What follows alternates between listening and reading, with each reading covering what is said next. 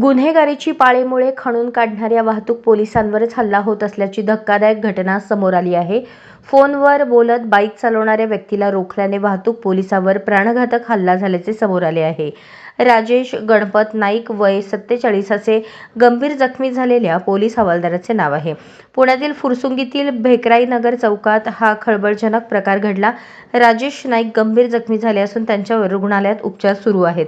हल्लेखोर फरार असून पोलीस त्याचा शोध घेत आहेत।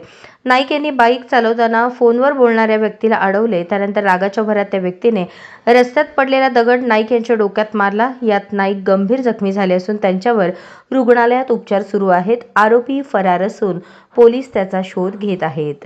अशाच नवनवीन अपडेटसाठी जनता राज्य न्यूज चॅनलला सबस्क्राइब करा, लाईक करा आणि शेअर करायला विसरू नका।